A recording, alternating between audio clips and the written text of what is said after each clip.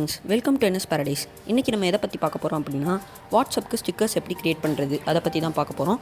So video skip பண்ணால் முழுசாக பாருங்கள், ஒரு ஸ்டெப்பு முக்கியமானது.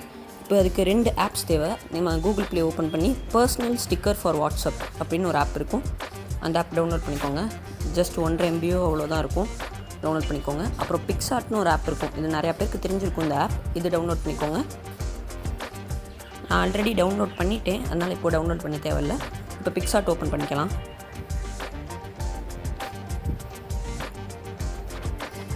ஓப்பன் பண்ணோன்னே கீழே ஒரு ப்ளஸ் ஐக்கான் இருக்கும். அதை கிளிக் பண்ணி எடிட் ஃபோட்டோன்ற ஆப்ஷன் கிளிக் பண்ணிக்கோங்க.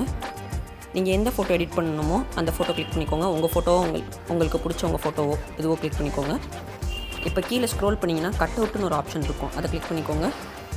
கீழே பர்சன் ஒரு ஆப்ஷன் இருக்கும். அதை கிளிக் பண்ணிக்கோங்க. அப்படி செலக்ட் ஆகலைன்னா ப்ரஷ்னு ஒரு ஐக்கான் இருக்கும். அதை கிளிக் பண்ணி நீங்கள் செலக்ட் பண்ணிக்கலாம்.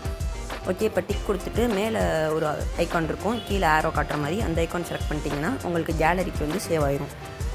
ஓகே, இப்போ கேலரிக்கு சேவ் ஆயிடுச்சு. பிக்சார்ட் க்ளோஸ் பண்ணிட்டு பர்சனல் ஸ்டிக்கர்ஸ் ஓப்பன் பண்ணிக்கலாம். அதில் பிக்சார்ட்னு ஒரு ஃபோல்டர் காட்டும். அதில் ஆட் டு வாட்ஸ்அப் கொடுத்துக்கோங்க. கொடுத்தோடனே நீங்கள் வாட்ஸ்அப் ஓப்பன் பண்ணிக்கலாம். அதுக்கு முன்னாடி தளபதி ஃபேன்ஸ் யாராச்சும் இருந்தீங்கன்னா இந்த வீடியோக்கு ஒரு லைக் பண்ணிக்கோங்க. வாட்ஸ்அப் ஓப்பன் பண்ணோடனே நீங்கள் யாருக்கு அனுப்பணுமோ அவங்க சேட்டை ஓப்பன் பண்ணிக்கோங்க.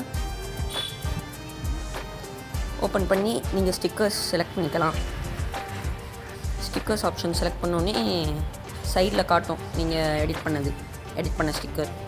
அது செலக்ட் பண்ணிக்கோங்க. இதாக போயிடுச்சு. ஓகே, இப்போ ஸ்டிக்கர் சென்ட் ஆயிடுச்சு. மறக்காமல் சப்ஸ்கிரைப் பண்ணிடுங்க, லைக் பண்ணிடுங்க. ஓகே, நெக்ஸ்ட் வீடியோவில் பார்ப்போம். பாய்.